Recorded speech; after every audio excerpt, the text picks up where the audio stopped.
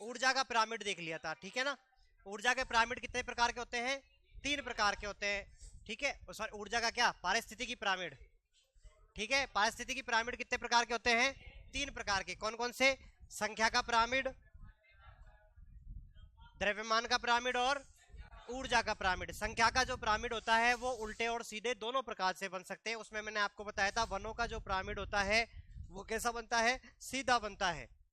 वनों का पिरामिड, वनों का पिरामिड कैसा बनता है? सीधा बनता है। और एक वृक्ष का पिरामिड कैसा बनता है?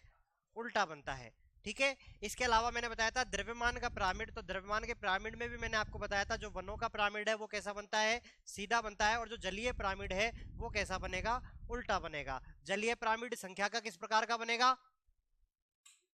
जलीय पिरामिड संख्या का किस प्रकार से बनेगा? उल्टा या सीधा?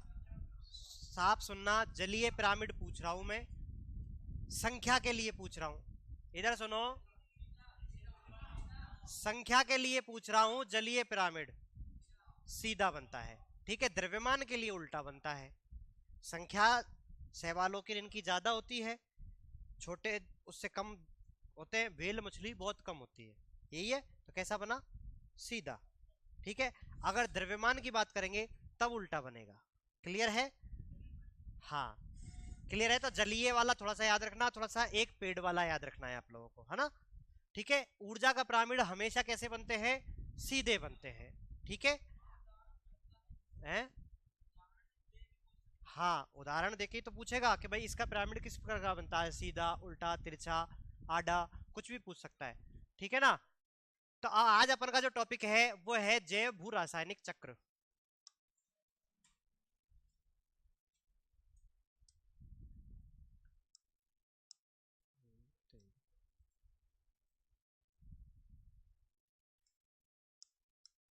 जैव भू, आवाज करना भाई,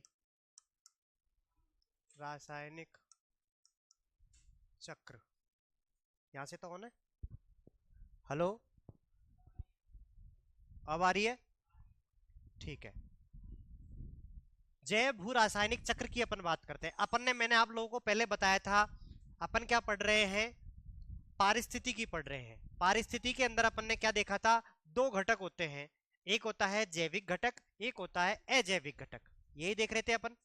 जैविक घटक और अजैविक घटक, इनका आपस में अध्ययन को ही अपन क्या बोलते हैं? इकोलॉजी कहते हैं या पारिस्थितिकी कहते हैं। और इसकी वजह से जो सिस्टम बनता है उसको क्या बोलते हैं? पारिस्थितिकी तंत्र कहते हैं। जैविक जो घटक होते हैं उसके अंदर 3 चीजें आती हैं। क्या क्या आती है? उत्पादक आता है जैविक घटक के अंदर, उपभोक्ता आता है, और तीसरे नंबर पे अपघटक। जैविक कारकों में क्या क्या आते हैं? उत्पादक, उपभोक्ता और अपघटक। ये मैंने पीछे लिखवा रखा है, लिखवा रखा है ना। अजैविक कारकों की जब अपन बात कर रहे थे तो अजैविक कारकों के अंदर मैंने आप लोगों को लिखाया था कि तापमान, वर्षा, अक्षांश, देशांतर, ऊंचाई, कार्बनिक पदार्थ और अकार्बनिक पदार्थ, यही लिखाया था, ठीक है। तो अपन को ये देखना है कि जो अजैविक कारक होते हैं उन अजैविक कारकों के अंदर जैसे अपन बात करते हैं कार्बनिक और अकार्बनिक पदार्थों की, ठीक है। जैसे तापमान, ऊंचाई वगैरह वो तो सब आपके फिजिकल प्रॉपर्टीज हो जाती है, लेकिन अजैविक कारकों में कार्बनिक कारक और अकार्बनिक भी आता है। कार्बनिक में तो जिनके अंदर कार्बन पाया जाता है, जैसे कि आपके ग्लूकोज है, कार्बोहाइड्रेट्स है, वसा है, विटामिन है, ये सब क्या है? कार्बनिक है।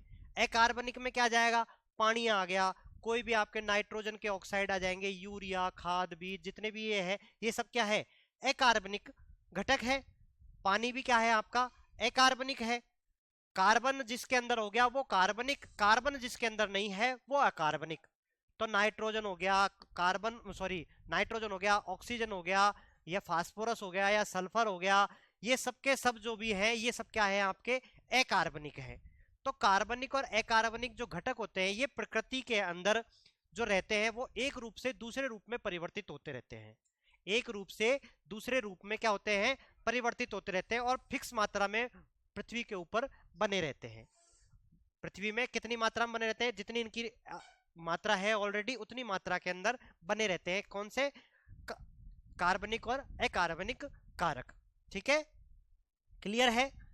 अब जब कार्बनिक और अकार्बनिक कारक एक रूप से दूसरे रूप में परिवर्तित होते हैं, फिर वो वापस उसी रूप में आते हैं, तो एक साइकिल का निर्माण होता है। किसका निर्माण होता है? एक साइकिल का निर्माण होता है, जिसको चक्र कहा जाता है। ठीक है, इसे क्या कहा जाता है? चक्र कहा जाता है। इसी के अंदर आपका जो जैव भू रासायनिक चक्र का मतलब है, जैव का मतलब तो क्या हो गया? जैविक कारकों की अपन बात करते हैं तो जैविक प्रक्रमों के वजह से, भू मतलब पृथ्वी के ऊपर आकर के वो आकर के चेंज होते रहते हैं। ठीक है, और रासायनिक क्रियाओं की वजह से एक रूप से दूसरे रूप में परिवर्तित होते हैं, और ये पूरा का पूरा एक साइकिल बनता है। जैविक प्रक्रमों की वजह से ये चेंज होंगे कि नहीं होंगे? जैविक प्रक्रमों की वजह से जो कार्बनिक और अकार्बनिक है एक रूप से दूसरे रूप में परिवर्तित होकर के एक साइकिल का निर्माण करते हैं। इसी को ही क्या कहा जाता है? जैव भू रासायनिक चक्र कहा जाता है। इनके सबके अलग अलग चक्र देखने को अपन को मिलते हैं, जैसे कि पानी का चक्र या जलीय चक्र जिसको बोलते हैं, हाइड्रोलॉजिकल साइकिल जिसको बोलते हैं। पानी का चक्र, जैसे अपन कहते हैं ना, पानी का एक रूप से दूसरे रूप में परिवर्तन हो जाता है। जैसे पानी है, पानी वाष्पोत्सर्जन हुआ, वाष्पोत्सर्जन करके बादल बने, बादलों से फिर उनका संघनन हुआ, संघनन होकर के पानी में कन्वर्ट हुआ, और फिर बरसात के रूप में वापस धरती पे आ गया, धरती से फिर वापस समुद्रों में चला गया, और समुद्रों से फिर से वाष्पोत्सर्जन हो गया। तो एक चक्र चल रहा है, क्या चल रहा है ना? पानी को पैदा थोड़ी किया आप लोगों ने, पानी तो जितना है उतना ही है, वो एक रूप से दूसरे रूप में परिवर्तित होता रहता है, यही चल रहा है। इसी प्रकार से कार्बन की अपन बात करते हैं। कार्बन जो होता है वातावरण में CO2 के रूप में मौजूद है। ठीक है, वातावरण में किसके रूप में मौजूद है? CO2 गैस के रूप में मौजूद है। कुछ चट्टानों के रूप में मौजूद है। चट्टानों के अंदर जैसे कि चूना पत्थर की जितनी भी चट्टाने हैं, वो सब क्या है? आपकी कार्बनिक चट्टाने हैं, उनमें अंदर कार्बन पाया जाता है। ठीक है, तो वो चट्टाने पृथ्वी में चट्टानों के रूप में है, वायुमंडल के अंदर CO2 के रूप में। आप लोग गैस के रूप में श्वसन करते हो तो उसमें CO2 को बाहर छोड़ते हो। ये सारा सिस्टम चल रहा है।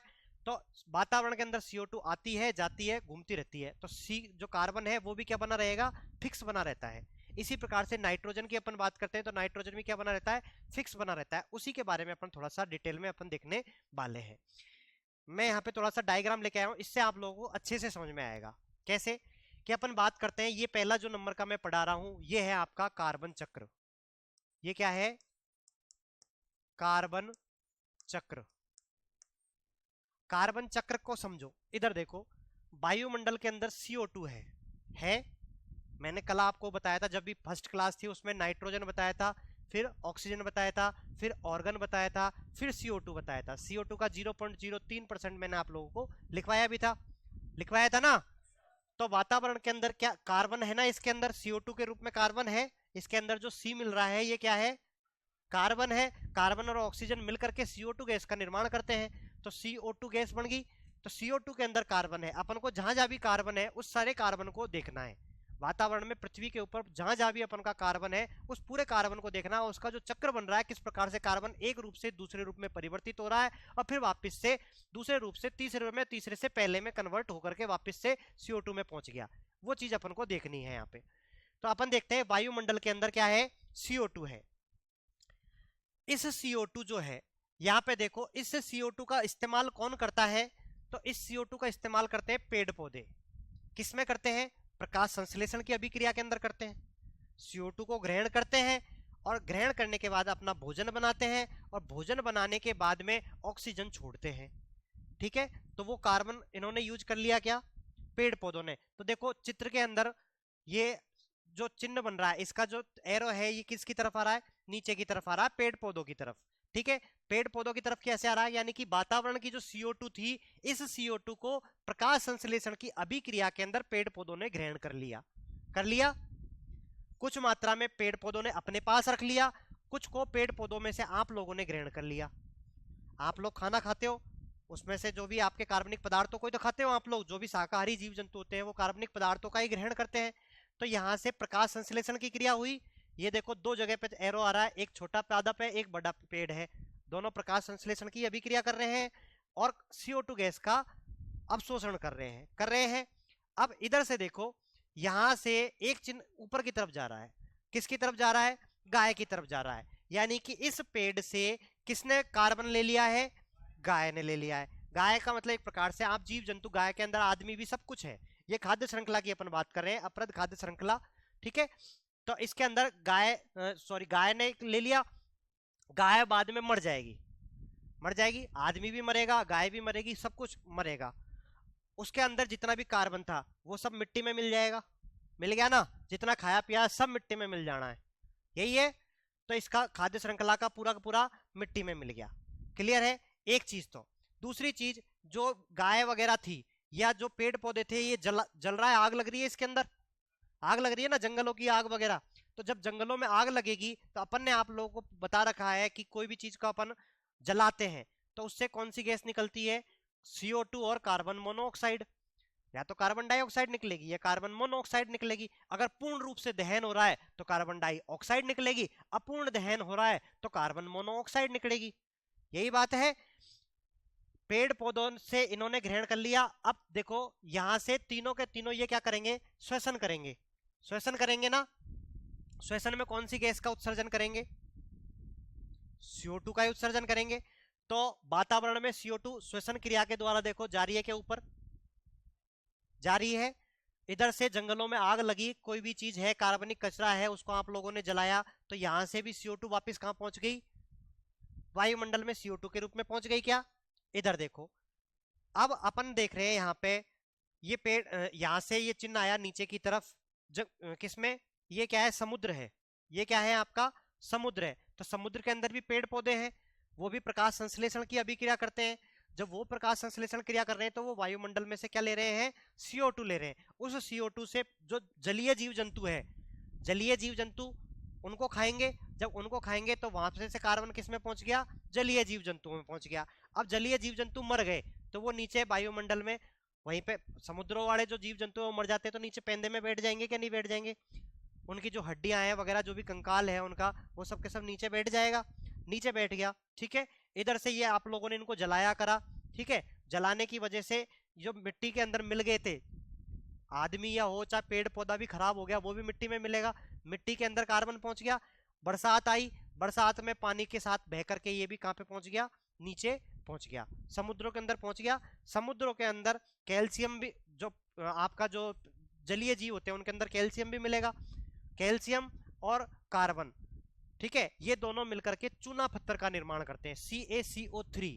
ठीक है, चूना पत्थर का निर्माण किया। तो अपन ने बात करी चट्टानों में भी अपन को कार्बन मिलता है, मिलता है ना। तो वो कैसे बन रहा है, इस तरीके से बन रहा है, यानी कि इन लोगों ने वायुमंडल में से क्या लिया, ऑक्सीजन, सॉरी कार्बन डाइऑक्साइड ग्रहण करी, उसको जीव जंतुओं ने खाया, जीव जंतु मर गए, नीचे बैठ गए। या पेड़ पौधा था वो अगर कोई मर गया तो वो भी नीचे बैठ गया, उसके अंदर से क्या निकल रहा है, कार्बन भी निकल रहा है और कैल्शियम भी निकल रहा है। वो मिलकर के जो बाहर वाला भी कोई अगर कोई मरा करा है, जला कुछ है, वो भी पानी के साथ बह करके जब धीरे धीरे नीचे होकर के कहां पे जमा हो गया, समुद्रों में नीचे की तरफ बैठ गया। तो वहां पे से अपन को क्या मिल जाएगा, लाइमस्टोन या चूना पत्थर जिसको अपन बोलते हैं।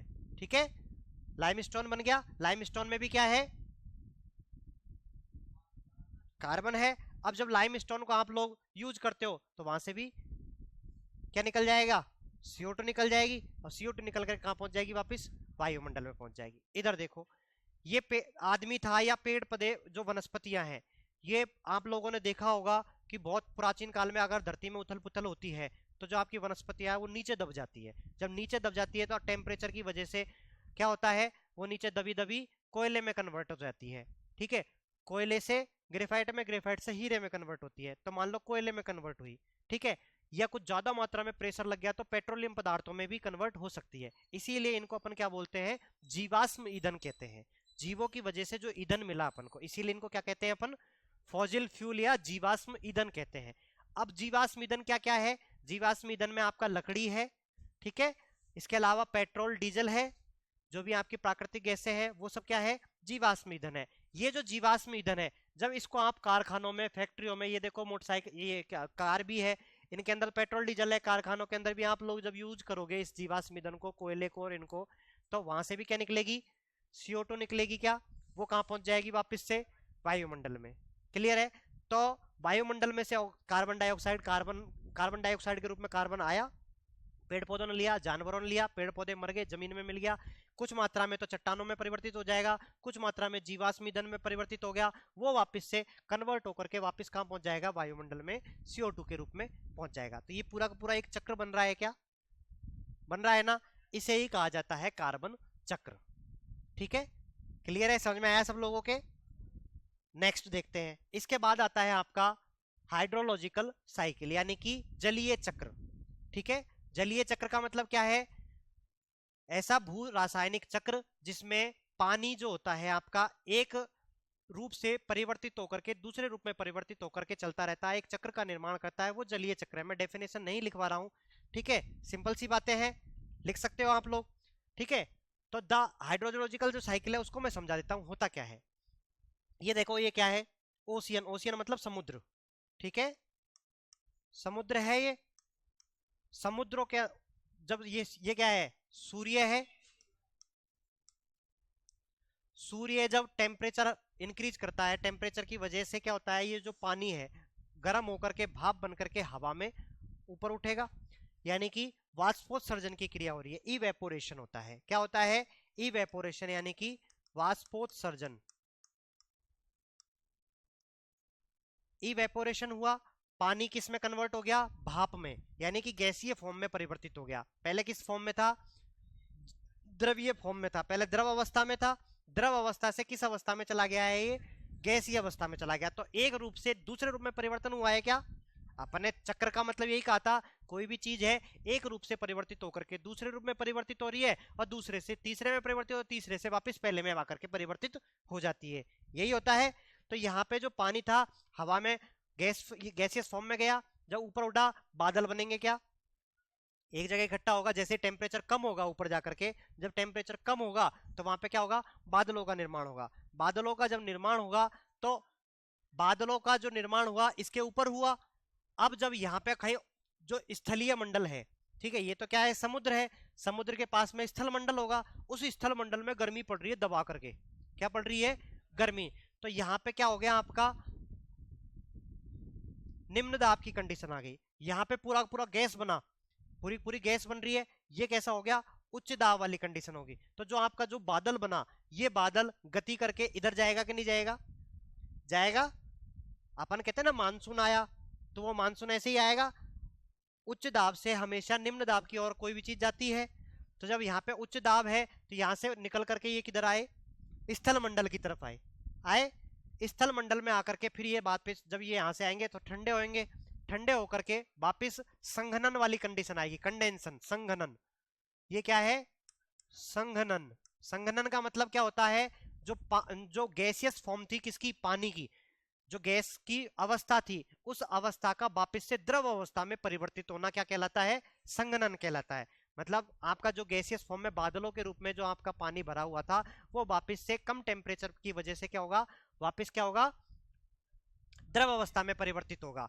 जैसे कि आप लोग देखते हो कि कोई ठंडी बोतल होती है बिल्कुल चिल्ड, ठीक है, चिल्ड बोतल होती है बिल्कुल सील पैक, ठीक है, उसको मैं यहाँ पे रख दूंगा, तो उसके चारों तरफ क्या होता है? पानी की बूंदे आ जाती है। वो पानी की बूंदे पानी की बोतल के अंदर से आई या बाहर से आई?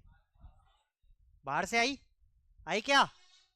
भाई अंदर का तो अपन ने लॉक करके रख रखा है, अंदर से तो कुछ चीज बाहर निकलने वाली नहीं है। लेकिन अपन को पता है वातावरण के अंदर जलवाष्प मौजूद होती है ना, ह्यूमिडिटी जिसको अपन बोलते हैं ना कि यार उमस देखने को मिलती है। कब अपन को मिलती है उमस देखने को? बरसात के मौसम में। गर्मियों में तो बिल्कुल साफ रहता है, चिल्ड, मतलब गर्मियों में जलवाष्प जो होती है, यानी कि जो उमस होती है वो बिल्कुल भी नहीं होती है। बिल्कुल जहाँ पे मई जून वाली जो गर्मी पड़ती है उसमें, तब अपन देखते हैं कि आपके जो कूलर होते हैं मस्त चिल्ड हवा फेंकते हैं। अगर वातावरण के अंदर जलवाष्प नहीं है तो कूलर क्या करते हैं? आपकी बिल्कुल चिल्ड हवा फेंकते हैं ना। लेकिन जैसे ही अपन देखते हैं बरसात का सीजन आता है, बरसात की बारिश बरस जाती है, तो चारों तरफ क्या हो जाती है? जलवाष्प आपके चारों तरफ फैल जाती है। तो जलवाष्प की वजह से क्या होता है? आपको ह्यूमिडिटी फील होती है, ठीक है, यानी कि आपके वातावरण में छोटे छोटे पानी की बूंदों के रूप में गैसियस फॉर्म के अंदर क्या है? आपका पानी है, ठीक है। अब जब पानी गैसियस फॉर्म में है, यानी कि आपका पानी क्या है? टेम्परेचर ज्यादा वाला है। टेम्परेचर कम होता तो वो तो द्रव अवस्था में आ जाता। पानी अगर कौन सी फॉर्म में है? गैसियस फॉर्म में, इसका मतलब उसका टेम्परेचर ज्यादा है, तभी तो वो गैसियस फॉर्म में है। और फिर वो जो अपन ने बिल्कुल चिल्ड अपन ने बोतल रखी है, तो उसके पास में जितनी भी पानी की बूंदे हैं वो आकर के उसके पास में ठंडी होना स्टार्ट होगी। ठंडी होगी तो यानी कि संघनन हुआ, संघनन की वजह से उसके चारों तरफ छोटी छोटी बूंदे अपन को देखने को मिलती है। यही है, तो यही वाला सिस्टम यहाँ पे हो रहा है। बाष्पोत्सर्जन हुआ, निम्न वायुदाब की तरफ आया, आने के बाद में यहाँ पे कंडेंसन हुआ, कंडेंसन की वजह से क्या होगा? प्रेसिपिटेशन, यानी कि वर्षण। हाँ भैया। रीजन बन रहा है, क्यों नहीं बन रहा है? अपन ने देखा था, मैं बता देता हूँ, जो अभी जो बारिश होती है अपनी, वो पश्चिमी विक्षोभ की वजह से होती है। जो अपन के यहाँ पे वाला जो बारिश हो रही है, एक दो प्रकार की मानसूनी हवाएं होती है, ठीक है। एक तो अपन का जो मई जून में बारिश आती है, जो केरल की तरफ से मानसून चल करके आता है, उसकी वजह से होती है। और सर्दियों में अपन लोग देखते हैं कि पश्चिमी मानसून की वजह से, पश्चिमी विक्षोभ की वजह से अपन के यहाँ पे मावट बरसती है, ठीक है। तो वही तो बता रहा हूँ, तो सुनो तो सही। अपन के कहने से थोड़ी ना सारी चीज होती है, वो अपने सिचुएशन के हिसाब से चलता है। जो निम्न वायुदाब और उच्च वायुदाब की कंडीशन बनती है, इधर की तरफ जो पाकिस्तान के इधर की तरफ जाओगे, उस वाले एरिया के अंदर उच्च वायुदाब की कंडीशन बनी, और अपने यहाँ पे उसके कंपेरेटिवली एकदम से आप लोगों ने देखा होगा, फरवरी जैसी अपनी खत्म स्टार्ट हुई थी, मतलब खत्म होने वाली थी, उस समय अचानक से गर्मी पड़ी थी, बारिश ही नहीं हुई थी, इस बार मावट नहीं बरसी थी। पता है आप लोगों को? इस बार मावट नहीं बरसी थी, तो अपन को एकदम से लगा था फरवरी में कड़ाके की खतरनाक गर्मी सी पड़ना स्टार्ट हो गई थी बीच में 5-7 दिनों के लिए। जब यहाँ पे एकदम से गर्मी बढ़ी, गर्मी बढ़ने की वजह से वो पश्चिमी विक्षोभ वाली जो बारिश थी, वो अटकी पड़ी थी पहले, वो अटकी हुई अब आई, इस वजह से ज्यादा बारिश हुई। हमेशा पहले सर्दियों में कम, अपना सर्दियों के हिसाब में थोड़ा सा टेम्परेचर वहां की तुलना में अपना का यहाँ का जो टेम्परेचर होता है ज्यादा होता है, इस वजह से मावट बरसती थी थोड़े बहुत, ठीक है। लेकिन अब ज्यादा गर्मी पड़ गई एकदम से, इस वजह से बारिश भी ज्यादा हुई है। अपना जो ग्लोबल वार्मिंग हो रही है, उसकी वजह से सारा सिस्टम चेंज हो रहा है, ठीक है।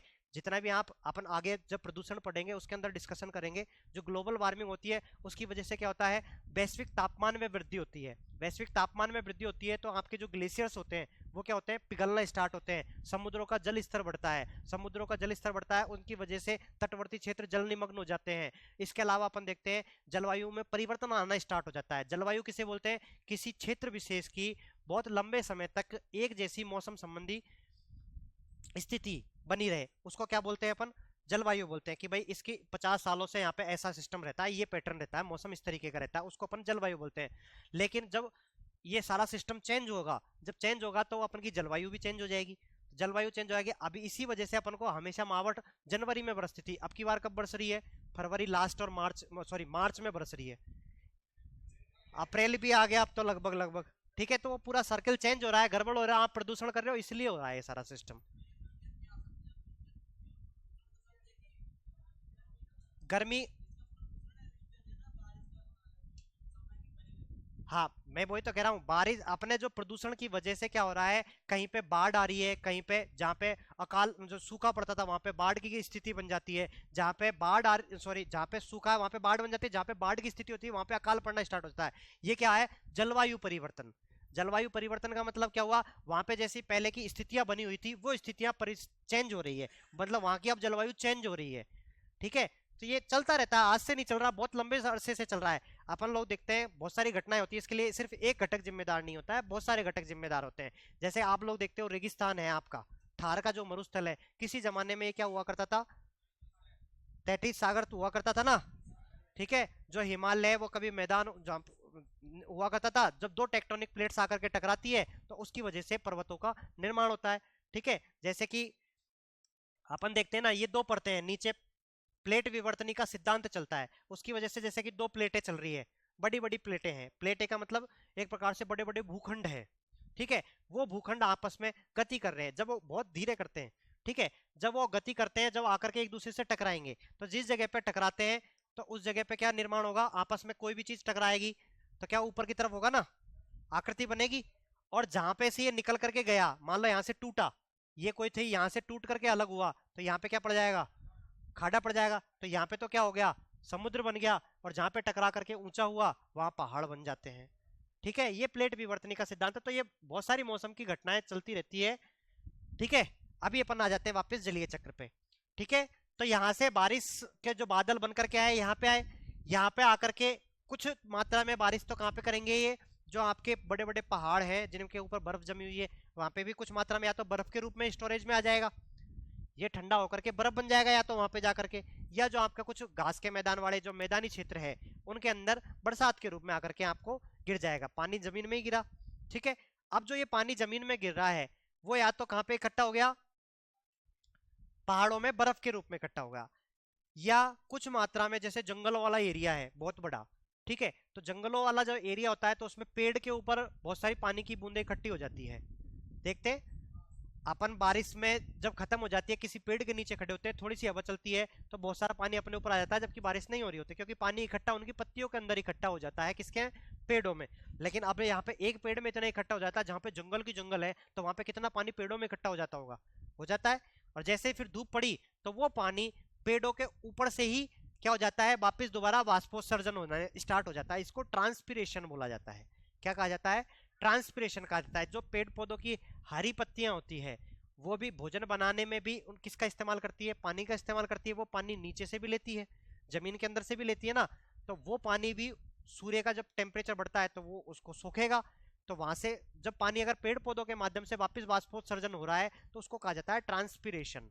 ठीक है, तो अपन बात कर रहे हैं बरसात का जो पानी आया वो कुछ मात्रा में तो कहां पे पहुंच गया, पहाड़ों में बर्फ के रूप में, कुछ मात्रा में नीचे बरसा तो बरसने से पहले कहां पे अटक गया, पेड़ पौधों में। ठीक है, पेड़ पौधों में अटक करके वापस देखो ये ट्रांसपिरेशन आ रहा है, वर्ड मैं अभी बता रहा था ना ट्रांसपिरेशन, तो ये ट्रांसपिरेशन का मतलब क्या है, पेड़ पौधों से पानी का वाष्पोत्सर्जन होना। ठीक है, ट्रांसपिरेशन का मतलब क्या है, पेड़ पौधों से पानी का वाष्पोत्सर्जन। वो दोनों प्रकार से हो सकता है, या तो जो पेड़ पानी बरसा वो अटक गया, फिर धूप खिल गई और फिर वो पानी वापस उड़ गया, एक तरीका ये हो सकता है। दूसरा तरीका, जो पेड़ पौधे होते हैं नीचे से जमीन में से पानी लेते हैं और वो पानी का इस्तेमाल किस में कर लेते हैं, भोजन वगैरह बनाने में करते हैं, तो वहां से भी पानी ऊपर उड़ गया, वातावरण में चला गया, वापस गया।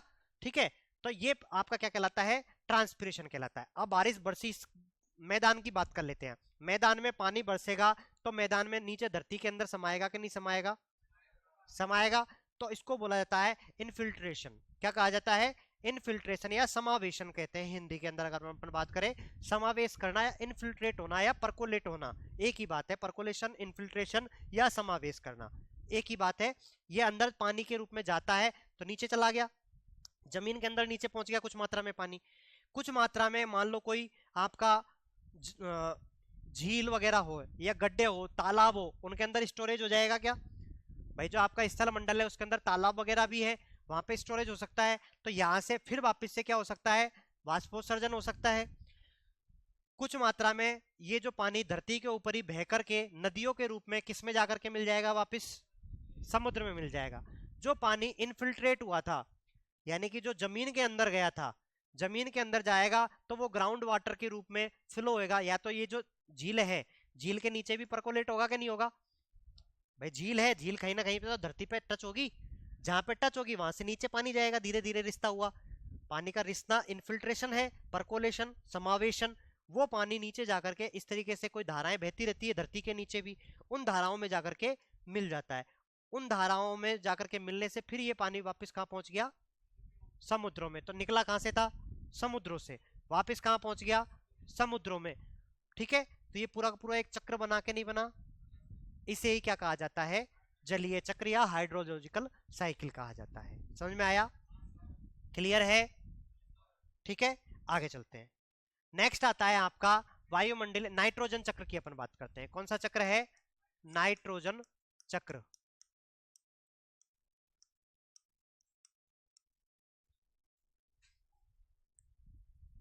इसमें से ये फालतू चीजें मिटा दो ना, नहीं तो तुम्हें पीडीएफ में दिक्कत आएगी ना।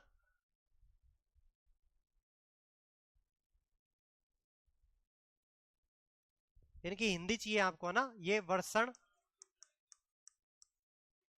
ये एक प्रकार से ट्रांसपिरेशन और इवेपोरेशन का एक ही मतलब होता है, वाष्पोत्सर्जन ही है ना, वाष्पोत्सर्जन। इवेपोरेशन ही है, संगनन ये लिखा हुआ ही है, ओशियन समुद्र हो गया, लेक मतलब झील, ग्राउंड वाटर मतलब भूमिगत पानी। ठीक है, ग्राउंड वाटर लिखना जरूरत है, भूमिगत पानी,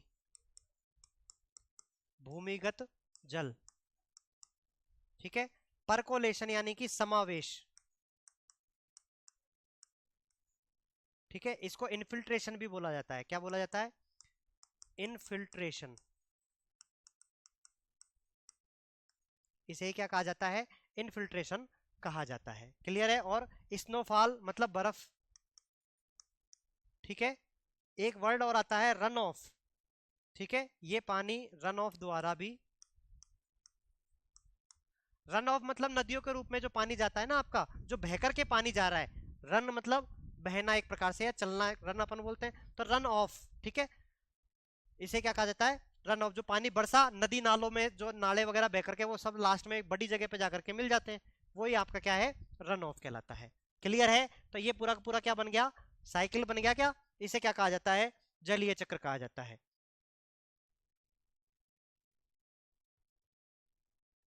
तो जलीय चक्र में अगर अपन बात करें, लिख देता हूं थोड़ा सा,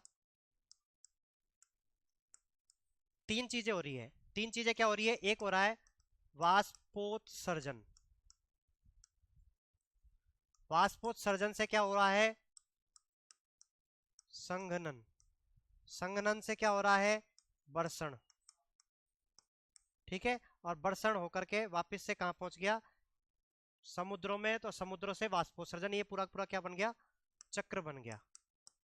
ठीक है, तीन चीजें मेन होती है, वाष्पोत्सर्जन होता है, संघनन होता है, फिर बर्षण हो जाता है। ठीक है, बर्षण के बाद में फिर वापस से वाष्पोत्सर्जन होगा। क्लियर है? तो ये क्या है, आपका जलीय चक्र है, आपका जो पानी है वो बिल्कुल बरकरार बना रहता है। नेक्स्ट देखते हैं नाइट्रोजन चक्र, इसको समझना थोड़ा सा इंपॉर्टेंट है। वायुमंडल के अंदर सबसे ज्यादा मात्रा में पाई जाने वाली गैस कौन सी है, नाइट्रोजन। कितनी परसेंट है, 78.03% अपन ने लिखवा रखा है। नाइट्रोजन को ना तो जीव जंतु ना पेड़ पौधे सीधे रूप में उपयोग में नहीं ले सकते हैं। ठीक है, नाइट्रोजन का सीधे उपयोग में नहीं लिया जाता है। नाइट्रोजन का कोई यौगिक बना करके नाइट्रेट या नाइट्राइट की फॉर्म में अपन उसका यूज करते हैं। ठीक है, आपके बहुत अभिन्न अंग होता है नाइट्रोजन, जो कि आपके जो डीएनए आरएनए जो बनते हैं, ठीक है, तो डीएनए आरएनए जो होते हैं उसके अंदर नाइट्रोजन की आवश्यकता पड़ती है। किसकी आवश्यकता पड़ती है, नाइट्रोजन की आवश्यकता पड़ती है। इसी प्रकार से पेड़ पौधों के अंदर भी पड़ती है। अपन पेड़ पौधों में खाद डालते हैं, बेसिकली खाद में क्या है, नाइट्रोजन और फास्फोरस है। बेसिकली खाद में क्या होते हैं, नाइट्रोजन और फास्फोरस होती है।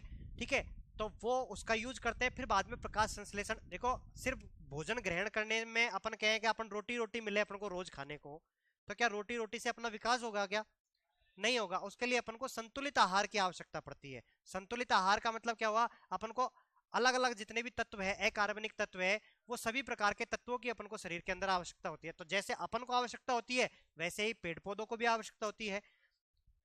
क्या हुआ, हाँ, सब्जी खीरा चाज है। ठीक है, सुनो मेरी बात, इधर सुनो भाई, हेलो, इधर, आई एम हेयर। ठीक है, तब अपन बात कर रहे हैं नाइट्रोजन चक्र की। तो नाइट्रोजन का सीधे उपयोग नहीं हो पा रहा है, लेकिन नाइट्रोजन को किसी ना किसी दूसरी फॉर्म में ही अपन उसका उपयोग कर सकते हैं। नाइट्रोजन का किसी यौगिक में कन्वर्ट होना या किसी यौगिक में परिवर्तित होना, इसे ही क्या कहा जाता है, नाइट्रोजन का स्थिरीकरण कहा जाता है। क्या कहा जाता है, नाइट्रोजन का स्थिरीकरण। स्थिरीकरण का मतलब क्या हुआ, स्टेबलाइजेशन की अपन बात कर रहे हैं, यानी कि नाइट्रोजन सिर्फ नाइट्रोजन ना रह करके कोई यौगिक का निर्माण कर ले, जैसे अमोनिया बना ले, मान लो NH3।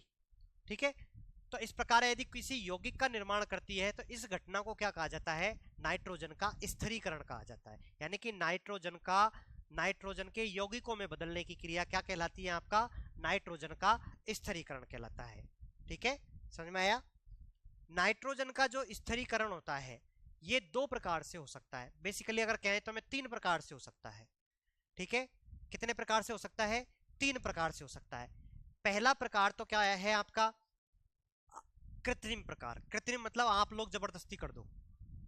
ठीक है, कृत्रिम का मतलब आप लोगों ने जबरदस्ती किया। जबरदस्ती कैसे किया, कि औद्योगिक नाइट्रोजन स्थिरीकरण, ये लिखा हुआ है, वायुमंडल की नाइट्रोजन है, इस वायुमंडल की नाइट्रोजन का, शुद्ध वायुमंडल की नाइट्रोजन को जब हाइड्रोजन के तीन अणुओं के साथ में क्रिया कराई जाती है, तो उससे एक अमोनिया का अणु बनता है और साथ में बहुत सारी मात्रा के अंदर क्या निकलती है, ऊर्जा रिलीज होती है। ठीक है, इस विधि को हैबर विधि कहा जाता है। कौन सी विधि कहा जाता है, हैबर विधि कहा जाता है। हैबर विधि से अपन क्या बनाते हैं, अमोनिया बनाते हैं। NH3 क्या होता है आपका, अमोनिया होता है NH3। ठीक है, तो एक तरीका तो क्या हो गया, वायुमंडल की जो नाइट्रोजन थी, इधर सुनो, अब वायुमंडल की जो नाइट्रोजन थी उसको अपन ने जबरदस्ती किस में कन्वर्ट कर दिया है, अमोनिया में। तो स्थिरीकरण हो गया क्या, मैंने कहा था नाइट्रोजन का किसी यौगिक में कन्वर्ट होना ही क्या कहलाता है, स्थिरीकरण कहलाता है। ठीक है, ये स्थिरीकरण जो लिखा हुआ ना, ये कहलाता है। ठीक है, तब इसमें NH3 में कन्वर्ट हो गया। दूसरा तरीका क्या हो सकता है, दूसरा तरीका हो सकता है आपका जैविक स्थिरीकरण। जैविक स्थिरीकरण के अंदर क्या होता है कि आप लोगों ने देखा होगा लेग्यूमिनस टाइप के जो पेड़ पौधे होते हैं, यानी कि जो अपन के जो दाले वाले जो पेड़ पौधे हैं, जो दाल वाले पेड़ पौधे होते हैं, मटर कुल के वगैरह, ठीक है, उनकी जड़ों के अंदर राइजोबियम नाम का एक जीवाणु पाया जाता है। ये जो राइजोबियम होता है, ये वायुमंडल की जो नाइट्रोजन होती है उसको पकड़ता है और उसको अमोनिया में बदल देता है। किसमें बदल दिया?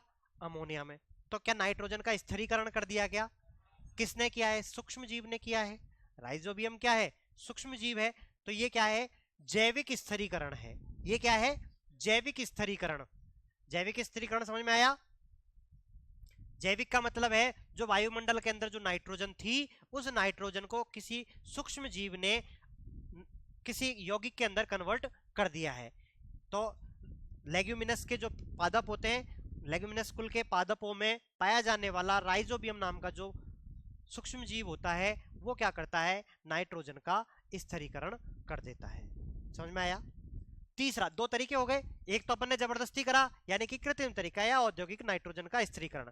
दूसरा कौन सा है? जैविक स्थिरीकरण। तीसरा आता है आपका विद्युतीय नाइट्रोजन का स्थिरीकरण। विद्युतीय का मतलब क्या हुआ? विद्युतीय का मतलब होता है जब आपके आसमान के अंदर बिजली चमकती है, बिजली कड़कती है, तो विद्युत का विसर्जन होता है। विद्युत का विसर्जन होने की वजह से आयनों का निर्माण होता है। आयनों का निर्माण होता है, तो जो आपका नाइट्रोजन होता है वो ऑक्सीजन के साथ क्रिया करता है। जब आयन बनेंगे तो दोनों पॉजिटिव आयन और नेगेटिव आयन आपस में जुड़ेंगे। जब आपस में जुड़ेंगे तो NO2 का निर्माण होगा। किसका निर्माण होगा? या तो NO का निर्माण होगा या NO2 का निर्माण होगा। भाई नाइट्रोजन, बिजली चमकी तो वातावरण में नाइट्रोजन भी है, ऑक्सीजन भी है, दोनों है क्या? तो वातावरण में अगर एक अणु जुड़ गया तो NO बन गया, और ऑक्सीजन के दो अणु जुड़ गए तो क्या बन गया? NO2 बन गया। ये जो NO और NO2 है, ठीक है, जो NO2 है ये जल वाष्प के साथ, वातावरण के अंदर जल वाष्प मिलेगी। भाई बिजली कड़क रही है, बादलों से ही कड़केगी, बादलों से कड़ रही है मतलब जल वाष्प भी है अपने पास में अवेलेबल। जब जल वाष्प के साथ में क्रिया करता है तो HNO3 का निर्माण करता है। ठीक है, किसका निर्माण करता है? HNO3 या HNO2 का निर्माण भी कर सकता है। ठीक है, इनका निर्माण करता है और ये आकर के किस पे जमा होंगे? फिर बरसात के जल के साथ में पृथ्वी पे आकर के। ठीक है, जब पृथ्वी पे आकर के जब जमा होते हैं तो फिर यहाँ पे फिर ये किसी ना किसी और नीचे की तरफ जो आपके कोई आयनाइज फॉर्म के अंदर अगर कोई अकार्बनिक तत्व है उसके साथ में क्रिया करेगा, उसके साथ में क्रिया करके कोई उत्पाद बनाएगा।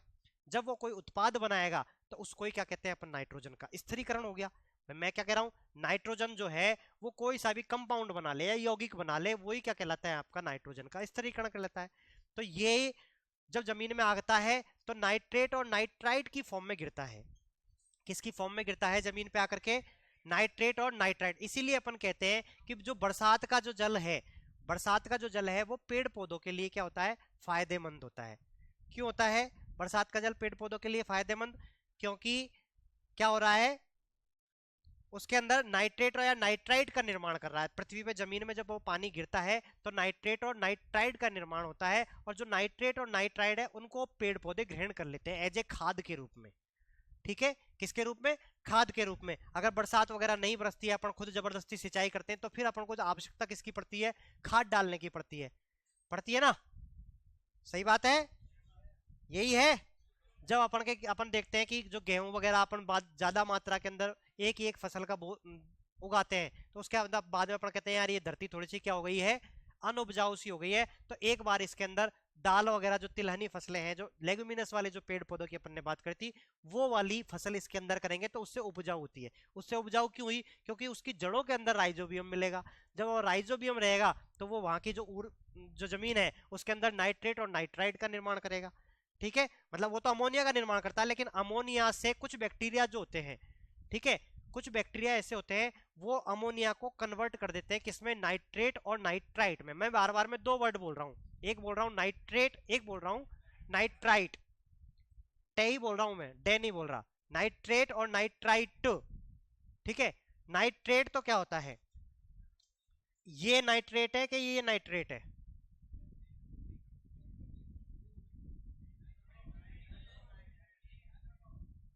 देखो कंफ्यूज नहीं होना है। आप लोगों ने, सब लोगों ने एक जरूर सुना होगा, केमिस्ट्री पढ़े हो ना, इसको क्या बोलते हैं अपन? सिल्वर नाइट्रेट ही तो बोलते हो ना। तो नाइट्रेट NO3 है ये। हाँ तो बहुत से बेटा, बहुत सारे बच्चे इसको बोल रहे हैं, पूछ ले, नहीं बोल रहे तो बोल रहे हो ना। ये तो है आपका नाइट्रेट, और ये है नाइट्राइट। टे टे, ठीक है। नाइट्रेट और नाइट्राइट। नाइट्रेट में तो 3 वाला आएगा, नाइट्राइट में 2 वाला आएगा, ठीक है। ये थोड़ा सा याद रखना। तो 3 प्रकार से बन गया क्या स्थिरीकरण। एक क्या बन गया? अमोनिया, ठीक है। इस अमोनिया जो है, इस अमोनिया को नाइट्रेट और नाइट्राइट में बदलने के लिए कुछ सूक्ष्म जीव फिर आते हैं मार्केट के अंदर, ठीक है। बहुत सारे सूक्ष्म जीव रहते हैं, तो उन्हीं में से एक जीव का नाम आता है नाइट्रोसोमोनास। नाम क्या है? नाइट्रोसोमोनास। ये क्या करता है? अमोनिया को परिवर्तित करता है नाइट्राइट और नाइट्रेट में। कुछ जो होते हैं वो तो नाइट्राइट में बदलते हैं, और कुछ नाइट्राइट को फिर वापस नाइट्रेट के अंदर कन्वर्ट कर देते हैं। तो एक तो नाम याद रखना है आपको, कौन सा? नाइट्रोमोनास। एक नाम याद रखना है नाइट्रोबैक्टर, ठीक है। 2 चीजें हैं, 2 वायरसों के नाम याद रखने सूक्ष्म जीवों के।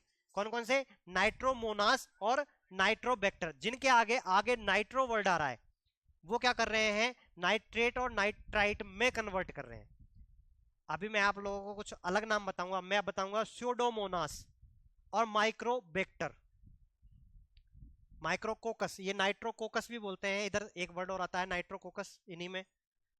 नाइट्रोमोनास है, एक आता है नाइट्रोकोकस। ये बैक्टीरियाओं के नाम है। ये क्या है? बैक्टीरियाओं के नाम है, जो अमोनिया का किस में कन्वर्ट कर देते हैं?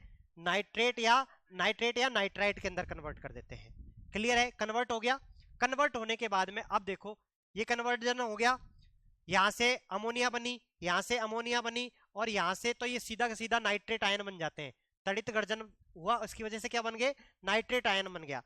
अब ये अमोनिया है, अमोनिया को वायरसों की वजह से, सूक्ष्म जीवों की वजह से, जीवाणुओं की वजह से, कौन कौन से? नाइट्रोसोमोनास और नाइट्रोकोकस और नाइट्रोबैक्टर, इनकी वजह से क्या हुआ? इनका नाइट्रेट या नाइट्राइट में परिवर्तन हो गया। अब ये नाइट्रेट या नाइट्राइट है, उसको कौन ग्रहण करेगा? पादप ग्रहण करेंगे। पादपों से फिर, आप लोग खाद्य श्रृंखला अपन ने पढ़ी रखी है, पादपों से वो अपन कौन ग्रहण कर रहा है? मनुष्य ग्रहण करता है। तो मनुष्य या जीव जंतु, मनुष्य का मतलब जीव जंतुओं की बात कर रहे हैं अपन, ठीक है।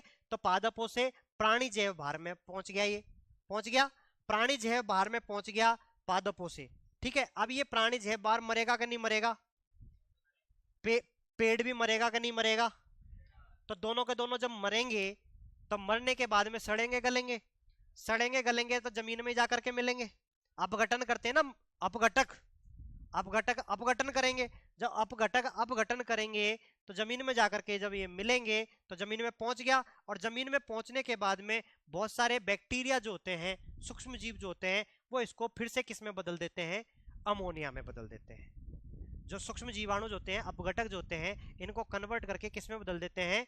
अमोनिया में बदल दिया। जो नाइट्रेट और नाइट्राइटों का उपयोग आप लोग कर रहे थे, जिस नाइट्रोजन का उपयोग कर रहे थे, वही नाइट्रोजन वापस से किस में कन्वर्ट हो गई? अमोनिया में। अमोनिया से कन्वर्ट होकर के ये वापस कहां पहुंच रही है?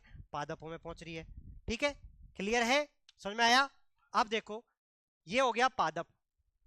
अब वातावरण के अंदर आपके सिर्फ ऐसा ही नहीं है कि ये इसी प्रकार के जीव जंतु है जो नाइट्रेट और नाइट्राइट में कन्वर्ट कर रहे हैं। बहुत सारे बैक्टीरिया ऐसे होते हैं, बहुत सारे सूक्ष्म जीव ऐसे होते हैं जो उल्टा काम करते हैं। उल्टा का मतलब, जो नाइट्रोजन का स्थिरीकरण तो क्या होता है? नाइट्रोजन का किसी यौगिक में परिवर्तित होना। एक वर्ड आता है विनाइट्रीकरण। कौन सा वर्ड आता है? विनाइट्रीकरण। विनाइट्रीकरण का मतलब क्या हुआ? कोई कंपाउंड है, उस कंपाउंड का वापस से टूट करके नाइट्रोजन में परिवर्तित होना, उस कंपाउंड का टूट करके वापस से मुक्त नाइट्रोजन का निर्माण होना, ये क्या कहलाता है? आपका विनाइट्रीकरण कहलाता है। नाइट्रीकरण तो क्या हो गया? नाइट्रोजन का स्थिरीकरण बोलते हैं, या नाइट्रीकरण बोल दो, उसमें तो क्या होता है? नाइट्रेट और नाइट्राइट में परिवर्तित हो रहा है, कोई कंपाउंड बना रहा है। और ये नाइट्रेट और नाइट्रेट का टूट करके नाइट्रोजन मुक्त कर देना। ठीक है, वातावरण के अंदर वापस नाइट्रोजन जाएगी तो सही ना। तो वो वापस कौन भेज रहा है? सूक्ष्म जीवी भेजते हैं विनाइट्रीकरण। देखो मैंने यहाँ पे लिख भी रखा है। ठीक है, तो विनाइट्रीकरण कर दिया, वापस वायुमंडल में पहुंच जाएगी। क्लियर है?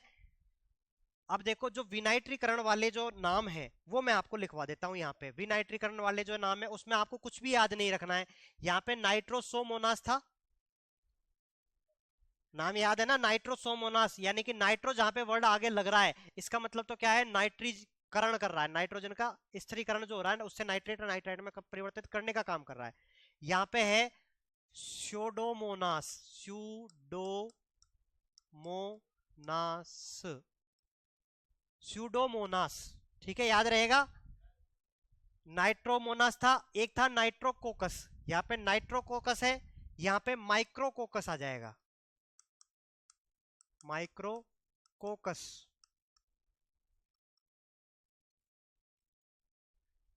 ये सूक्ष्म जीव है, ये क्या है? सूक्ष्म जीव है। क्या काम कर रहे हैं ये पादप वगैरह जो भी कोई है मिट्टी में मिला, ये मिट्टी में मिल करके यहाँ पे सूक्ष्म जीव सिर्फ ऐसे ही थोड़ी है जो अमोनिया में कन्वर्ट करेंगे। कुछ सूक्ष्म जीव ऐसे हैं जो इनमें से नाइट्रोजन को रिलीज कर देते हैं। ठीक है, दोनों प्रकार के बैक्टीरिया हैं। एक बैक्टीरिया तो है जो अमोनिया में कन्वर्ट कर रहे हैं, एक बैक्टीरिया जो क्या है सीधा सीधा नाइट्रोजन में कन्वर्ट कर रहा है। अगर नाइट्रोजन में कन्वर्ट कर रहा है तो वो तो हो गया विनाइट्रीकरण। ठीक है, अमोनिया में कन्वर्ट कर रहा है वो नाइट्रोजन का स्थिरीकरण होता है। क्लियर है? दोनों वर्ड याद रहेंगे। नाइट्रोजन का स्थिरीकरण क्या होता है? नाइट्रोजन का किसी यौगिक में बदलना। विनाइट्रीकरण क्या होता है? किसी यौगिक का वापस नाइट्रोजन में कन्वर्ट होना क्या कहलाता है? विनाइट्रीकरण कहलाता है। लिखने की जरूरत पड़ेगी क्या? चित्र से समझ जाओगे या लिखवाऊं? ठीक है, लिखवा देता हूं। ये तो चित्र समझ में आया क्या? पूरा का पूरा? हाँ हाँ, लिखवा रहा हूं। ये तो समझ में आ गया ना? ठीक है।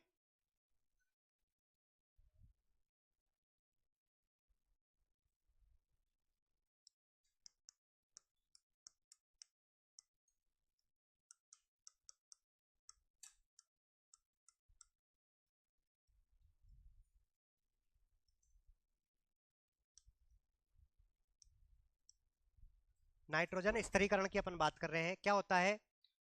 वायुमंडलीय, वायुमंडलीय, हाँ लिखते चलो अब साथ के साथ में भाई, फिर बाद में बोलोगे टाइम नहीं दिया। क्या? हाँ यहां से लिखना है ना।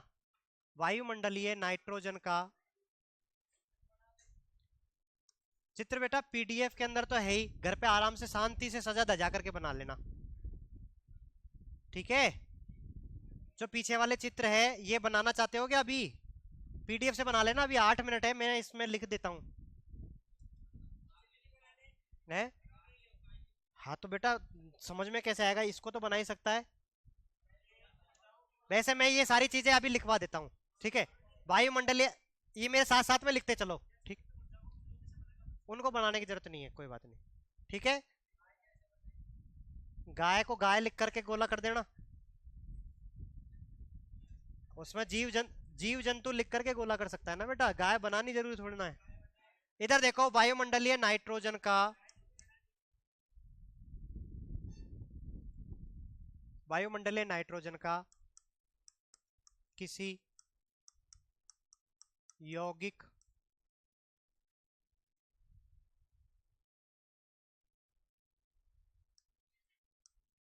में परिवर्तित होना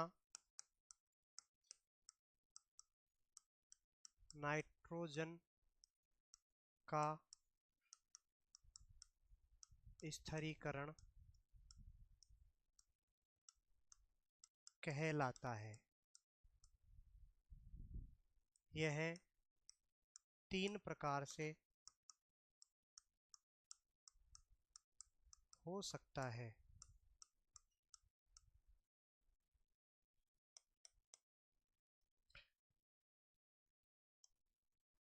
पहला कौन सा है?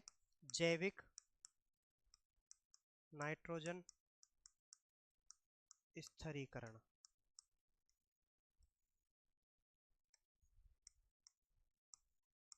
सूक्ष्म जीवों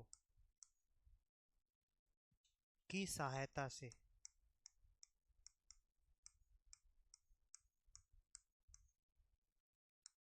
नाइट्रोजन को अमोनिया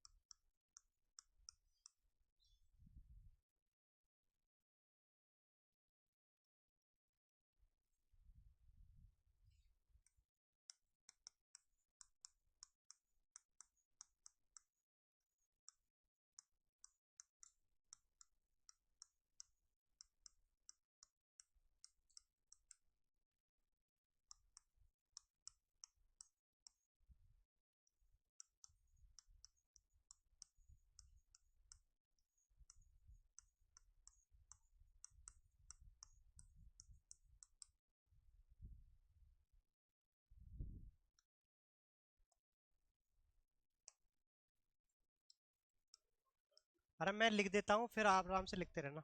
थोड़ी जगह छोड़ दो और आगे का लिखना स्टार्ट कर दो। अरे इतनी जगह छोड़ दो और फिर आगे का लिखना स्टार्ट कर दो, फिर इसको वापस लिखा दूंगा।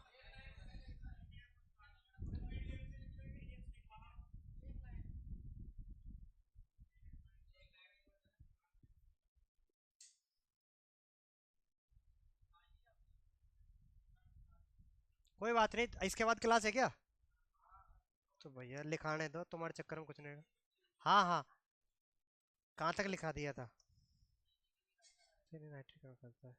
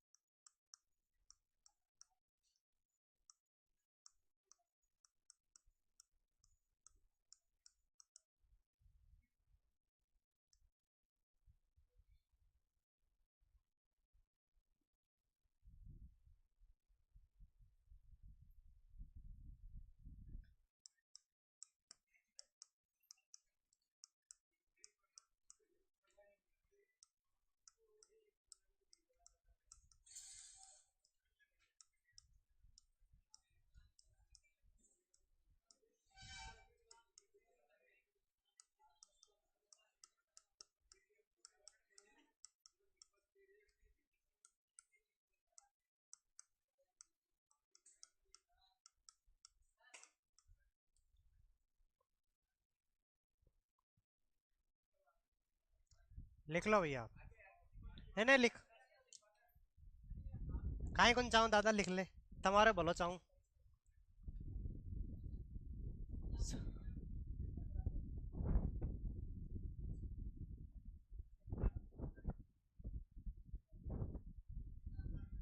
क्लास कितनी हो गई अपनी?